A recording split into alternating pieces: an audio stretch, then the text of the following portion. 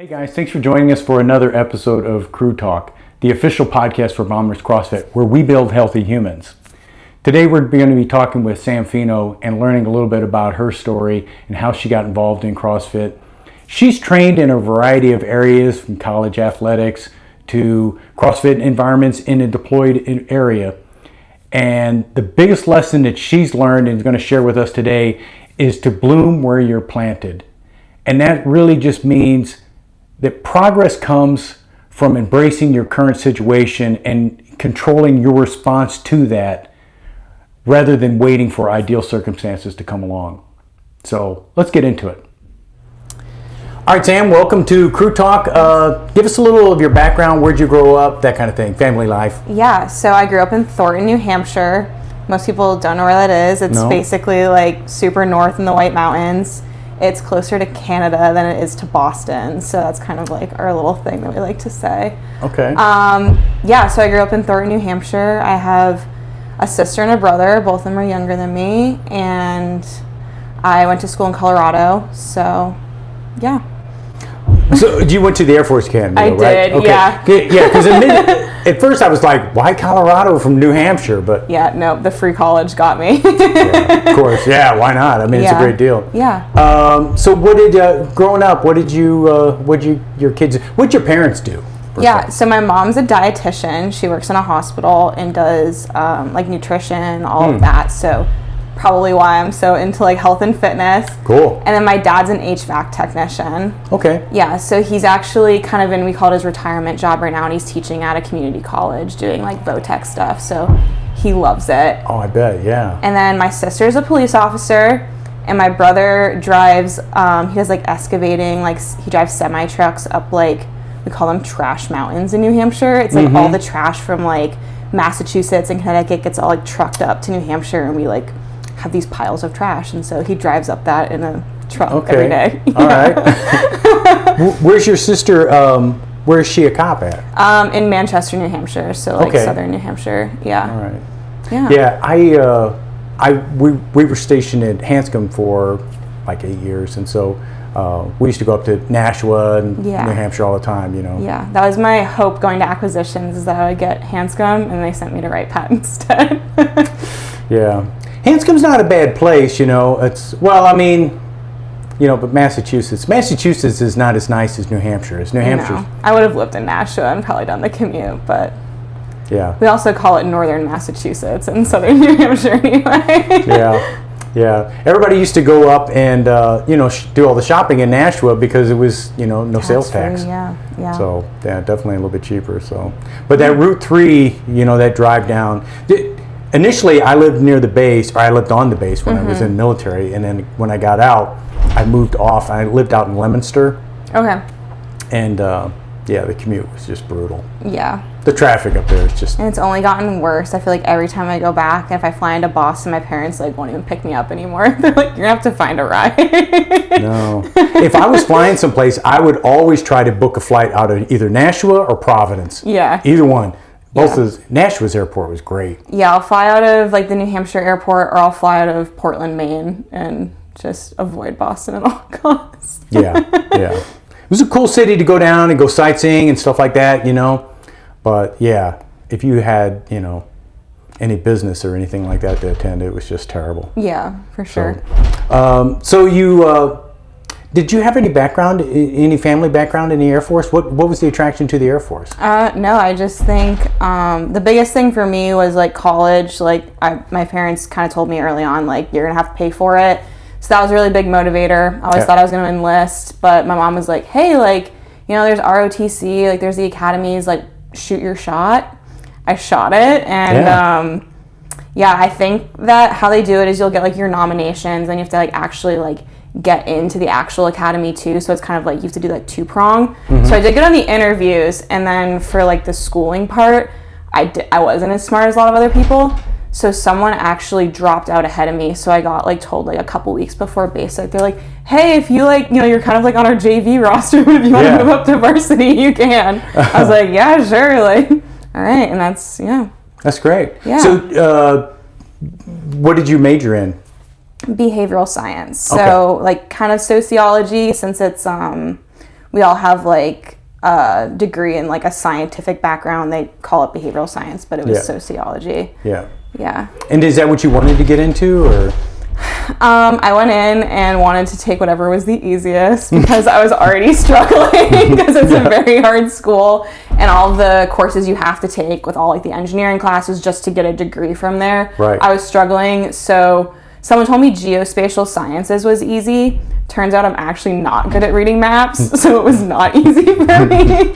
And then we took like an intro to like behavioral science class, and I was like, oh, it actually is really cool to think about like why people are the way they are, and like how does their background influence them, or is it environmental, or is it just how like your genetics are? And I found that like so interesting, like how your brain works, and like I ended up loving it, and it was easy because I loved it. Yeah. See, that's the thing, if you get into something that you're really interested in, it is that much easier. Yeah, and I don't like math, so I had to very much avoid that at all costs. And then here I am doing PM stuff, and I am in Excel sheets quite often. Yeah, I always say I majored in journalism because of my math, and I went to night school, and I had to go in and take, so this is like years after I had done college, and then I was going back, right? And so I had to take the algebra placement test. And so I went up and I answered like the first 3 questions, and then realized that I had no idea what this was. And so I took it back, and the guy's like, hey, you haven't finished. And I was like, look, let's just stop kidding ourselves. Put me in the math for dummies class, okay? And so. Yeah, no, I struggled. I had one class, we had to take like a physics 100, a physics 200, chem 100, chem 200. And I was a sociology major again, so like I'm not really good at physics. Like however the world works, I don't really care that much. Yeah. And I had an instructor, and he was like a TAC-P, and he had like a crazy like accident, and he was like in a coma, and like he does like his first day of class, he's like introducing all this stuff, and he's like crazy recovery, had to like learn how to walk, all this stuff, and he's like, so if I can overcome that, you guys can pass physics 200.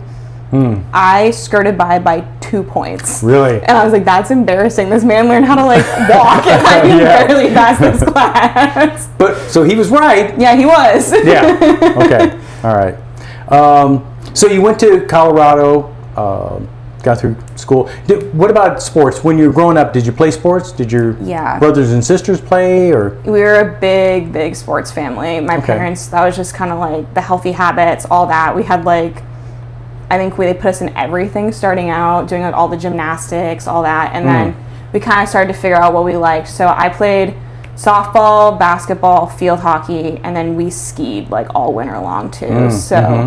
Yeah. And then when I went to school at the academy, they didn't have field hockey. That probably was like my primary sport that I really liked. And then also coming from a really small state, people that come from like Texas and Colorado actually have like a much bigger pool they're competing against. Right. So to be a big fish in a smaller pond up in New Hampshire, wasn't really there for like all the D1 sports the academy had to offer. So I ended up trying out for the club softball team, which was also very competitive because we don't actually have an athletic softball team there. Yeah. So tried out for that and made the softball team. So I played 4 years at the academy.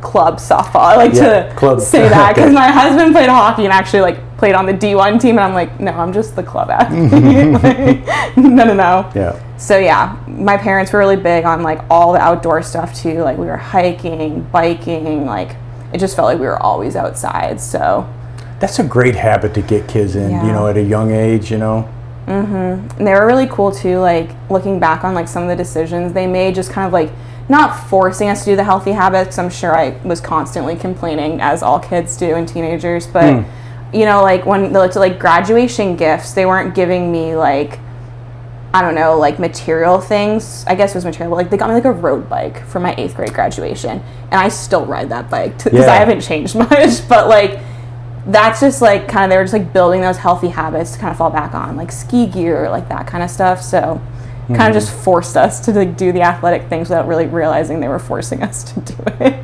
I think it's important because as our society's kind of changed, where we don't do the same sort of physical labor like generations before us did. There's still, your body still needs to do work.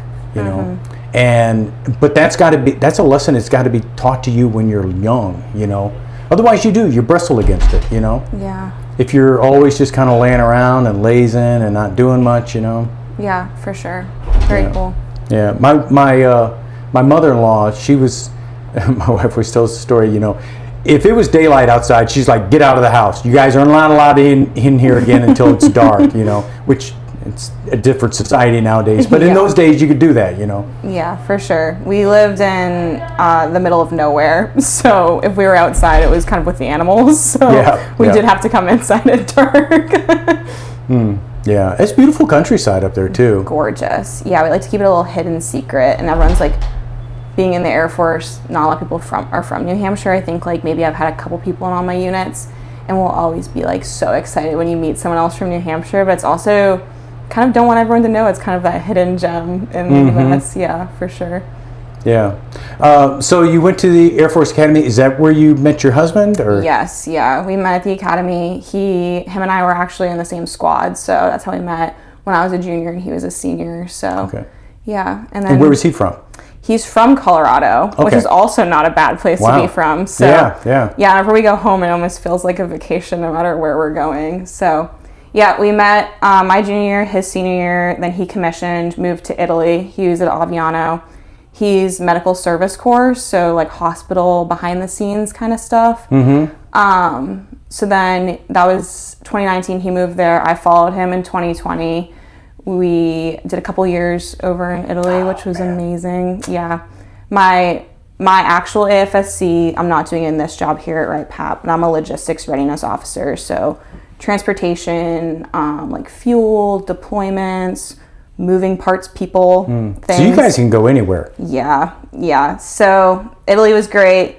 Moved from Italy, went to New Mexico, went to Holloman, New Mexico. Well, hey, there's a yin and a yang, right? Yeah, I felt like they were like, oh, you guys are some cute LTs and you're going to go somewhere cool after Italy. And we actually really enjoyed it there. I think that, like with the military, it's the bloom where you're planted, right? Like you may not like the location, but there are going to be things in that location that you can benefit from. So New Mexico has gorgeous mountains. Yeah. Never would have thought that. Never would have like gone out of my way to find that out. But we got to spend a lot of time in the mountains, camping. We got our dogs there. Worked on our masters. So just kind of like chipped away a little bit, kind of at all those things to do around there. White Sands is literally in your backyard at Holloman. It's like a national park. Like that's insane. You don't get that everywhere.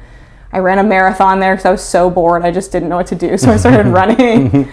And then, we got orders here for me to do career broadening, do a couple years as an acquisitions officer, and then I'll go back again to being logistics. Okay. All right. Yeah. So, man, totally different landscape from New Hampshire too, right? Yeah. To New Mexico? Yeah, there's no trees or water.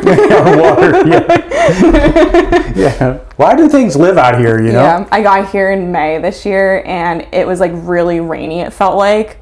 I don't know if that's normal for Ohio, but coming from New Mexico where we get like a flash flood like once a month, I was like, oh my gosh, like I have to actually clean the dogs off every time they come inside. Like kind of forgot how to act and like have actual like seasons and weather and everything. Yeah.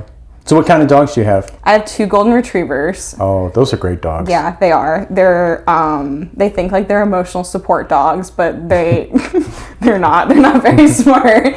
But yeah, they're cute and they love like everyone. Are they siblings or? So they're different litters but same parents. Okay. So yes, and they also have like 2 brain cells, and it depends if they're going to be evenly split that day or one may have all of them. They're fun though. Yeah. Great dogs. And so your husband's here, he working in the hospital here or? So he actually just got back from a deployment for 6 months. So I actually packed up the whole house, moved us out to Ohio, and then he redeployed back in October, and he had to redeploy back to Holloman, kind of do all that in processing there, then out process, and he actually just moved here last week officially. Oh, wow. Yeah, so I'm very happy right now. Yeah, I bet so, yeah. Yeah. So where did you start CrossFit? Oh, Holloman, because I was so bored. I was like looking for things to do. I've always like lifted, like being in sports. I love anything competitive, physical, that kind of stuff. So one of my friends, she also went to the academy. She swam at the academy. So similar mentality of just, wanting to compete. And she's like, hey, Sam, I think like you might really like this. And I was like, oh, I'm just not one of those CrossFit people. She's like, no, you actually are one of those CrossFit people. You just need to like accept that about yourself. So I went and did the foundations course there. The Holloman CrossFit gym was free for military. It was on base. Yep. So it was kind of like that base run sort of thing. So really limited coaching, limited availability. So we'd have 2 slots a day. We'd fit in between before the pilots would come and do their trainings. It's a B course base, so there's a lot of fighter pilots there. They have a gym that they would use for like their just training for all the G's they're gonna pull in the aircraft and all of that craziness. So we could have it at 5 a.m. and 5 p.m. And just kind of like depending on what my schedule looked like on the flight line, that was challenging. So I fell out of it after a couple months, deployed. And then at my deployed location, there was a box, and I would go to the 6 a.m. class there, and I just fell in love with it there because it was it was great. I mean, you're deployed. What's better than throwing like weights around and getting sweaty? Exactly, yeah. And so you 5 a.m. and 6 a.m., so that's why you're a mainstay in the 5 a.m. class now. I try my hardest. It's not always easy to get out of bed when it's cold, though. Yeah. But it's like I always say, nobody else wants that 5 a.m. hour of your life, That's so true. That's a free hour. Every other hour, people are, they want a piece of that. Yeah. But nobody's asking for that 5 a.m. hour. Yeah, I think that was like the morning workouts. It's like I tried to avoid it for so long, but I just feel like after work, I put like all of my brain power into like my day at work, and I just, no matter what, even if it's not a physical job, I just feel exhausted. Yeah. And like I can go and do a walk, maybe a run, but like going to a like intensive workout isn't always my best. On a day off, I love a 10 a.m. workout, but that's just not realistic with the full work schedule. Yeah. I think there are times like at the end of the day when I come and work out and just blow the doors off because it's like, you've had a frustrating day or whatever, and you can just let it all go. But there were so many times where it was just a struggle to get to the evening class, and morning classes were just more consistent for me. So yeah, it's also like I found myself kind of like, not so much with CrossFit, but like when I was doing like a workout cycle or when I was training for my marathon, I felt like it was like a sense of dread. Like, there's another box I have to check today, like another training event I need to get done. Whereas if I do it in the morning, I'm like, start with a W in the books, no matter how bad of a workout it was. Exactly, yeah. Yeah, that's true, and especially, if it's a workout, like an open workout that you've done before or something that you've done, like this benchmark that we had today, when you think about that all day long, it kind of gets in your head, well, because you get that sense of dread when it's going to hurt, Yeah. Or the opposite, when you like do it at 5 a.m. and you're like, I was so tired this morning. Then you're looking at everyone else crushing it, and you're just like dropping lower and lower in the leaderboard, and you're like, you know what? I got out there and I did it, and that's all that counts sometimes. Yeah, that's right. I mean, yeah, being on the leaderboard is what it is, So I mean, so the competitive part of it, that's kind of what got you into CrossFit. I mean, yeah, I feel like that's what keeps me going. Like looking around the gym and seeing like, oh, what's so and so lifting today? Like I can do better than that, or oh, good for them. I'm not gonna get there today. But like next time I'm gonna get them. Like kind of like that is what like I love, and I do that at the normal gym, which I feel like maybe a little crazy. Yes. But that's kind of that's a healthy way of being competitive. Yeah. Because it can get bad. It can get where you push yourself to do things that you really shouldn't do. Sometimes you got to look at somebody else's bar and say, man, that's good for you, man. Yeah, I think that you have to humble yourself a little bit every now, especially at this gym. There's some people that are crazy. That's the best thing about CrossFit. It does humble you. Dean and I talk about it all the time, and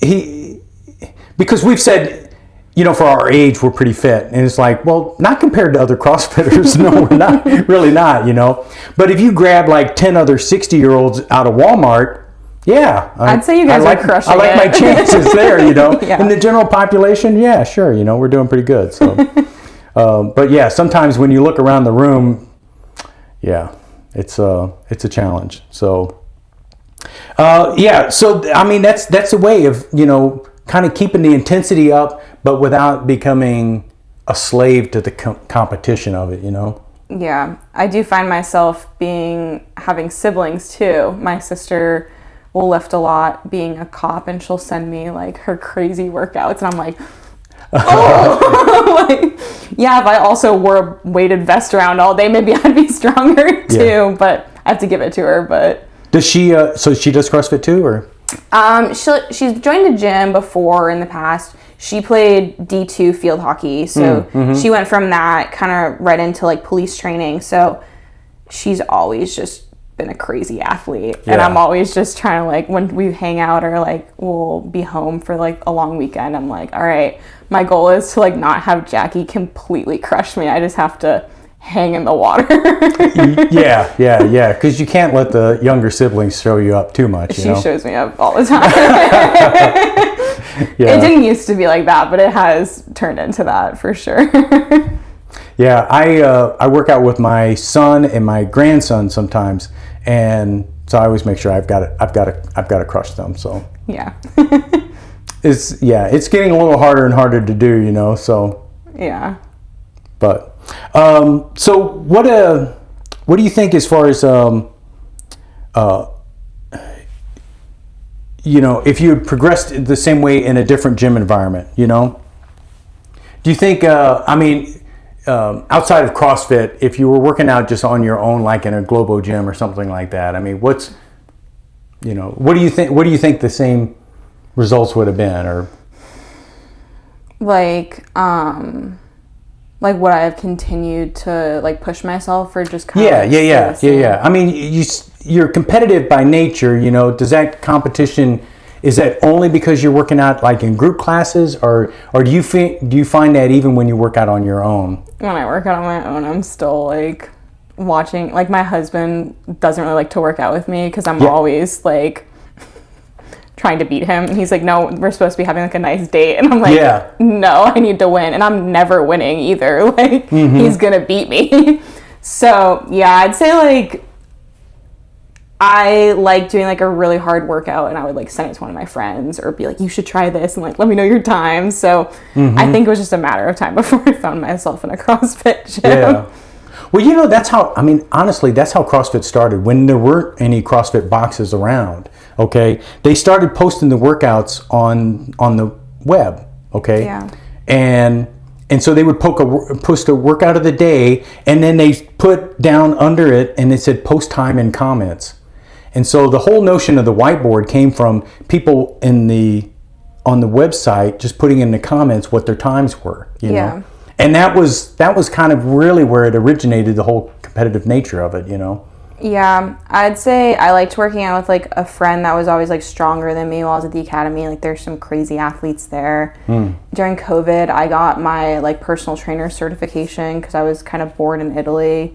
And my sister and I kind of like would compete a little bit. We had a fitness account. We've long since deleted it, but yeah. So what is your husband doesn't do CrossFit? What does he do for working out? He just does like a classic. He's like a program, and he will build it and just kind of like slowly progress over time.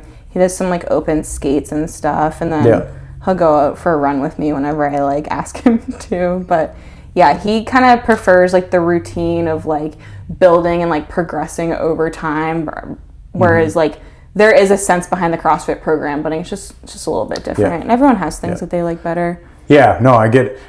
You said he plays hockey, or he played hockey. Does he still play now, or? He does like a beer league on Sundays, but other than that, it was hard in Holloman. There's nowhere in New Mexico to go skate unless you go super north, so he's happy to be somewhere where there's ice rinks, so that's exciting. We had a captain that I worked for in England when we were there, and he had been a big hockey player. Actually, he had some hockey records at the academy and went back to the academy to coach later on after that assignment.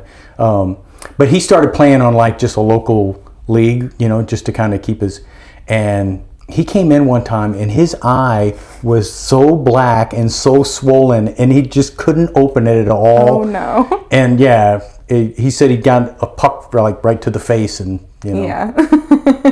I hope that doesn't happen. Yeah, I don't know about that, man. I mean, it was the worst black eye I've ever seen in my life. That's crazy. I actually broke my face in college, so I bet that black eye may compete there. Playing softball? Yeah, I got hit with a line drive. I wasn't paying attention. Were you a pitcher or? So I caught and played first base. So I got hit with the line drive when I was on first base. And they were like, that's why you wear a helmet and prefer to catch. Yeah, definitely. Yeah, because the softball is big. My coach hit it too. So it wasn't even like it was like someone like my size. Like it was a very large man. And did you guys use metal bats too? Or? Mm-hmm. Yeah. Yeah, it was a good black eye. It was pretty ugly. Yeah. Oh man. So you're a certified trainer. Have you ever thought about like becoming a coach or coaching fitness or something like that? I mean, you've had this in your life. I kind of fell away from that a little bit. Life just kind of caught up. I was in some like really challenging jobs. I deployed. Like fitness wasn't something that I was looking to. I wanted to kind of be like my thing and like something that like I got to do instead of kind of making it into more of like a job. Yeah. I also feel very passionately about like long-term fitness and not just like cutting weight or like get a certain aesthetic. And like if like you're a female and you have kids, like your body's changing. And I just feel like what was being marketed at the time was just like like being skinny and like doing a quick little workout, and I didn't have the time to really dedicate into like that marketing piece of like being a full-time personal trainer. So I kind of got the certification, had a couple friends that I would like help out with like things, but other than that, I'd kind of just, I guess, wasted some money on that one. Well, I think sometimes learning more about just helps you in your own workouts, Yeah. Have you ever thought about doing a level 1 course?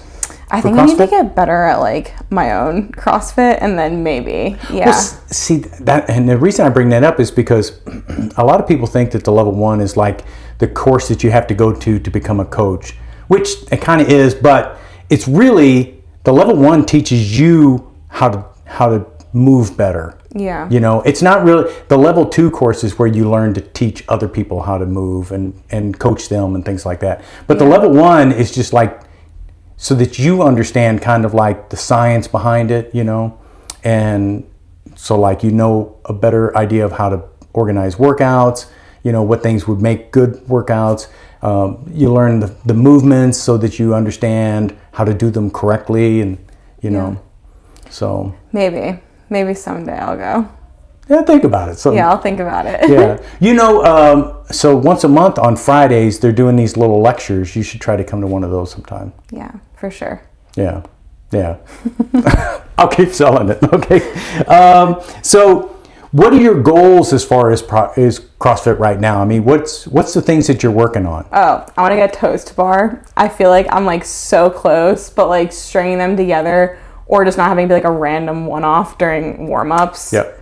That's my big one. I also want to get better at like pull-ups.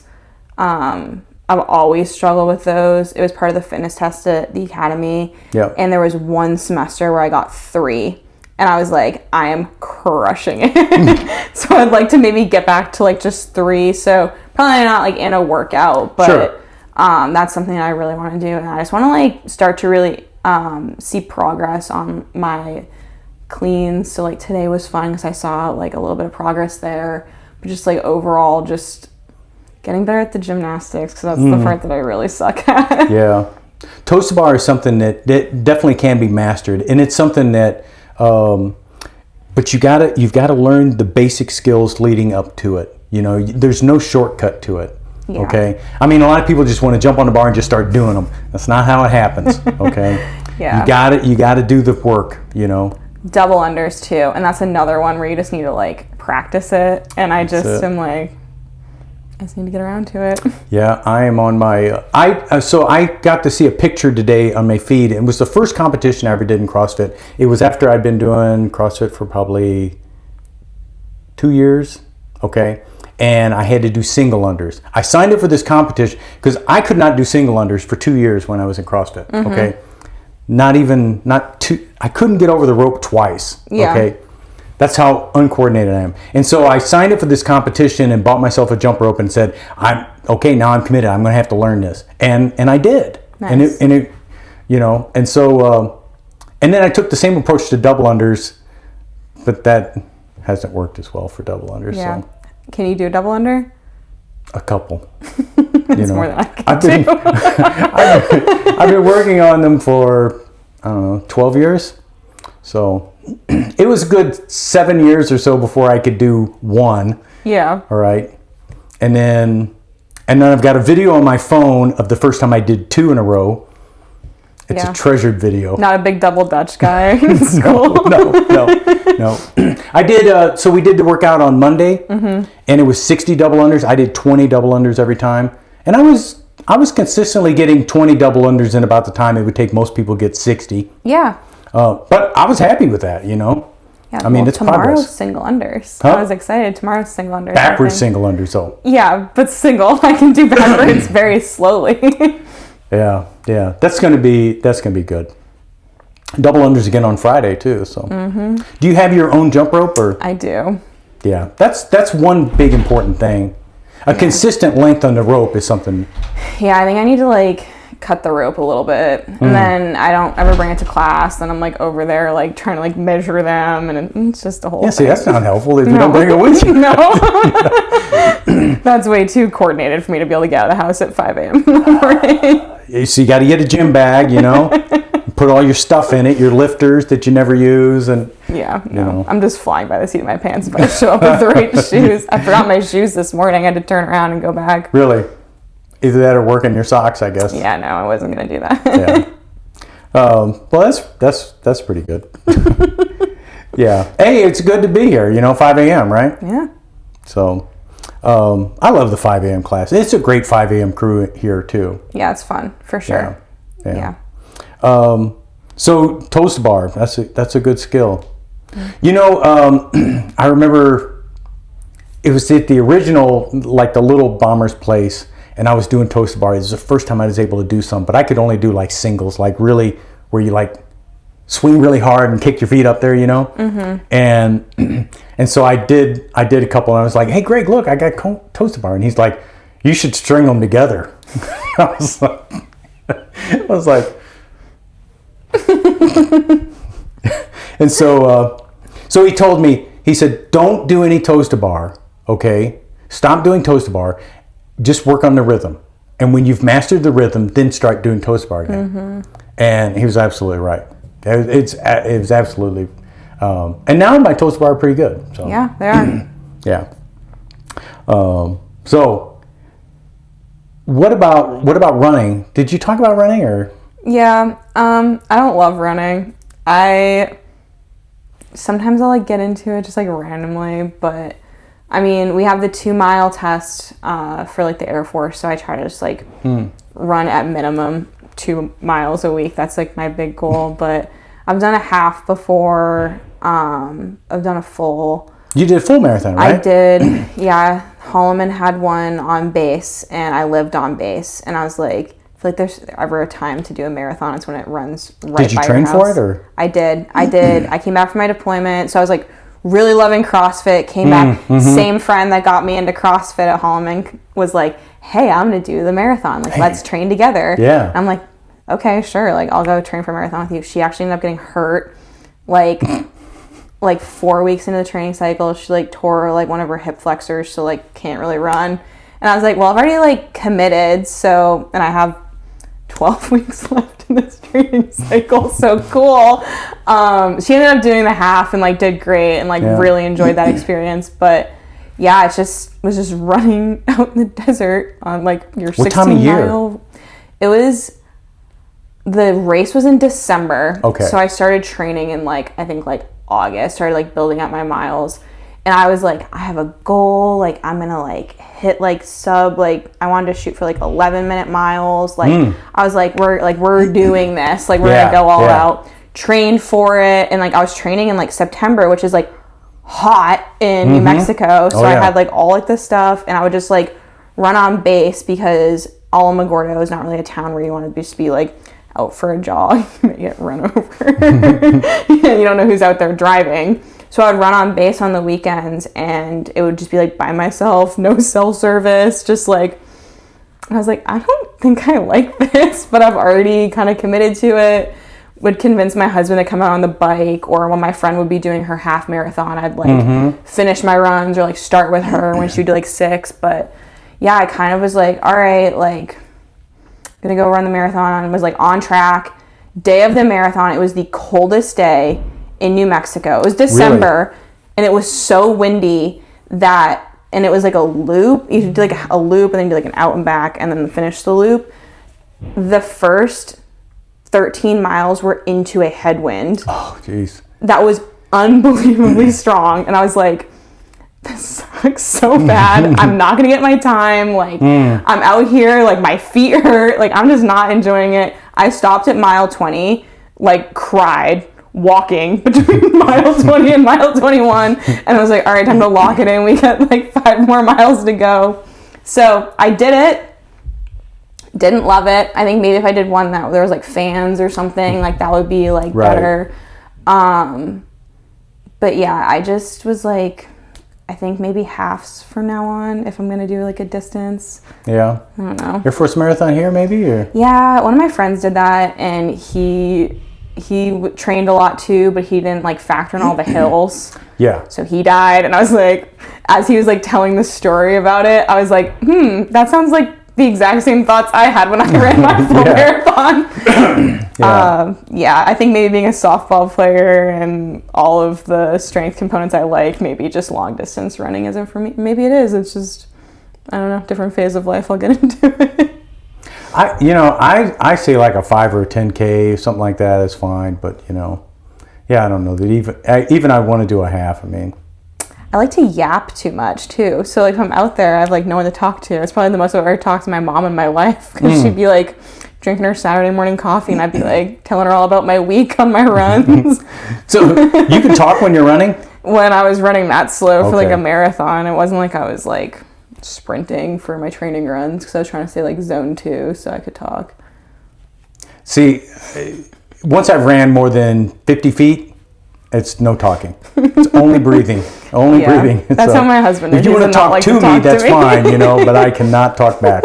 So we had a member here once before named Pilar, and she was very competitive. And we were running laps around the building at the old space, and I took off, and I was running faster than her, which offended her. Okay, and so she was like, okay, all right, now it's on. And so the whole time she's running like right behind me, and she's yapping at me the entire time, like talking trash. Oh, no, I'm not like that. Oh no, she was like going at me the entire time, and I was like, well, how can you run this fast and still talk? It's like I'm barely breathing. But yeah, it's a lot of fun. And I'll be like, did you see that car? Do you like that car? Like, what type of car would be your dream car? My husband's like, why? Like, just stop talking. Yeah, that's hilarious. So we're coming up on the Open. Have you done the Open before? Or? No, I have not. You going to do it this year? Probably. We'll see. Yes, I'll do it. I'll commit to it You're right going to do it now. anyway, whether you sign up for it or not. I'll do the workouts. We'll see if I can sign up. Yeah, we always do the workouts. So, yeah. Don't say that to Lily. She will not let you away with not doing the Open. So. Okay, I'll do it. I'll commit to it now. I'll do it. Yeah, it's a lot of fun. I mean, if you like a little bit of competition, I mean, it's great like that. Yeah, I've done some of the workouts from like the past. I just haven't ever done like a dedicated week. Come do a throwdown sometime. Yeah. Like one of the afternoons or something like that.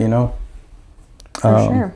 Yeah, that kind of stuff is fun. You get out in the middle of the floor a little bit, and not necessarily just against somebody, but just kind of like doing your best with everybody around and stuff.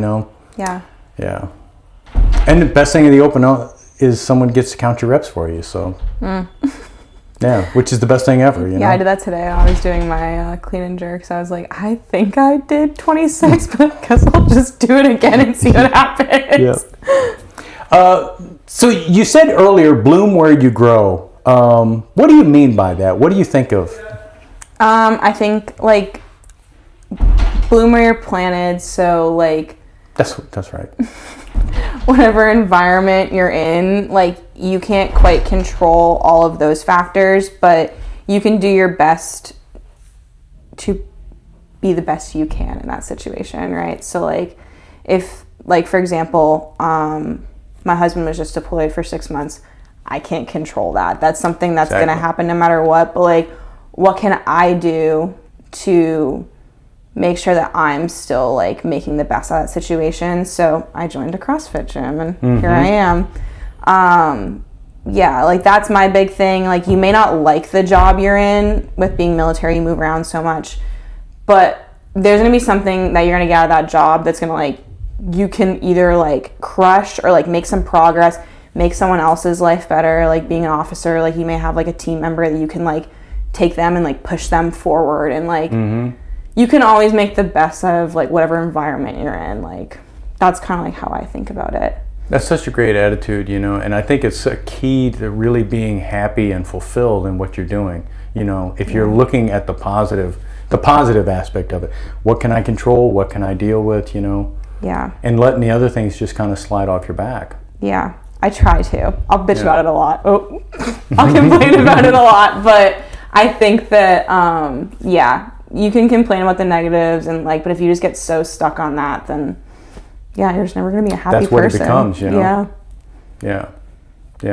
It's a that's a mindset, you know, for everything, really. I mean, it's kind of like the Stoics. The Stoics talk about that, you know. It's like the circle. There's a dot in the center, and that's you, and then there's concentric circles going out, and those are the things that you can control, and the things that you should try to control, you know. And the further away you get from that dot in the center, the less control you have over it, you know. Yeah, I listened to the Let Them theory, like, earlier this fall by Mel Robbins. I'm a big audiobook girl because I can't sit still long enough to actually read.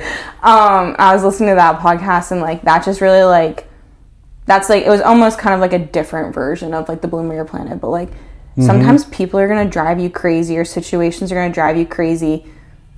Go ahead and let them. If they want to be annoying, like, let them. Like, that's their prerogative, and you can't do anything about that, but you can control how you let that bother you and how you let that change your day. You can't let someone else having a bad day ruin your day. So you have absolute control over that. You know, nobody can take that away from you. You know, I used to tell people, you know, when I worked in the Air Force and media training, and it was like especially generals, they always wanted you to say, don't let them ask me about that. Tell them that they can't. I was like, look, you have no control over what they ask you, but you have 100% control of what you say to them. Okay? They can ask you any question you want. You just don't have to address it. You know, you can just answer it however you want. And it's the same thing with that. You know, people can do whatever they can throw whatever negativity they want to you. How you deal with that, you know, if you let that throw you off, then, you know, that's on you. And don't get me wrong, I will complain. I'm a complainer. But I do try very, very hard. Like, okay, let's complain for a while, but, like, we're moving on. Like, it's time to take the next step. Yeah. It's such an important lesson. So let's talk about CrossFit. What keeps you coming back to CrossFit now? So you said you joined while your husband is away, but he's back now. Yeah. I just like getting stronger. I like seeing the progress that I'm making. I think staying healthy, like, for the rest of my life is my goal. So I think CrossFit really helps get me there. I'm going to continue to do things that are fitness related. And I love the fact that I don't have to program. Like, I don't have to come up with my workout. I just have to show up. One of my New Year's resolutions is not to cherry pick so much. So I did look at this week's schedule because I had some conflicts with the class I'm in. But I'm trying not to look at the schedule and just pick some days and show up. But I think that's what's going to keep me coming back, is just, like, that drive to just, like, continue to get stronger, see that progress, and then just kind of build that foundation for, like, an overall, like, healthy life. Yeah.